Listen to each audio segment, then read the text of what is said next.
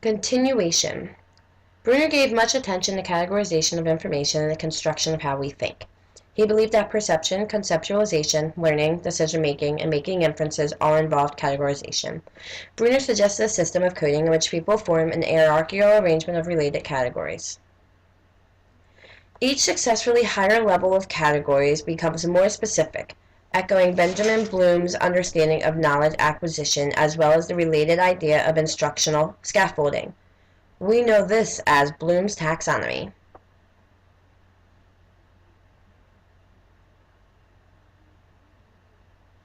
Categories are rules that specify four things about objects.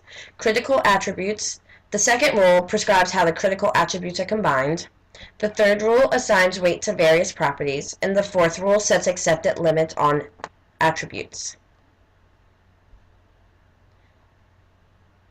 Critical attributes, required characteristics for inclusion of an object in the category.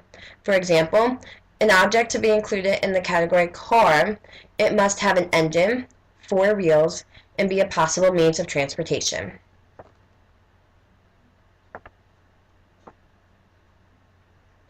Assigning weight. An example, it could be a car even if a tire was missing, and if it was used for hauling cargo, it would be shifted to a different category of a truck or perhaps a van. Acceptance limit. Some attributes can vary widely, such as color. Others are fixed. So for example, a vehicle without an engine is not a car. Likewise, a vehicle with only 2 wheels would not be included in the category car. There are also several different categories such as identity categories, equivalent categories, and coding systems. Identity categories include objects based on their attributes or features. Equivalent categories provide rules for combining categories. Equivalence can be determined by affective criteria, which render objects equivalent by emotional reactions, functional criteria based on related functions, or by formal criteria. Coding systems are categories that recognize sensory input. They are major organizational variables in higher-level thinking. Going beyond immediate sensory data involves making inferences on the basis of related categories. Related categories form a coding system. These are hierarchical arrangements of related categories. An apple is still an apple whether it is green, ripe, dried. It is still a food, and it's a member of a classification group. What does constructivism have to do with my classroom? Do you pose questions? Do you prompt students to formulate their own questions? Do you encourage group work and use of peers as resources? Then you are a constructivist. The constructivist classroom relies heavily on collaboration.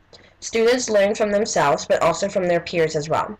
When students review and reflect on their learning processes together, they can pick up strategies and methods from one another.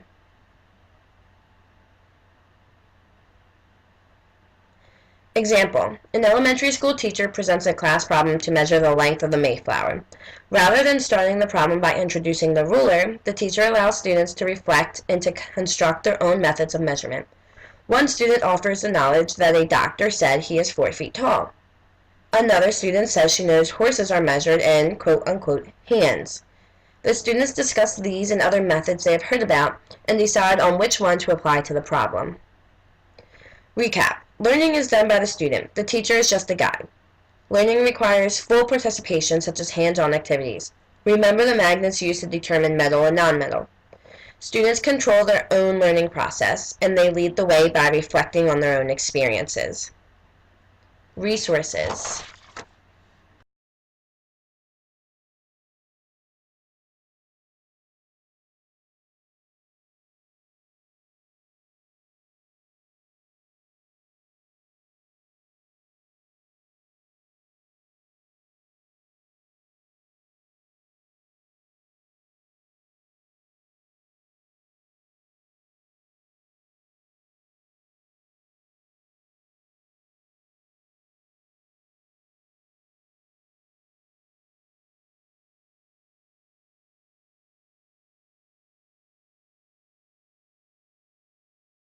Created using Powtoon.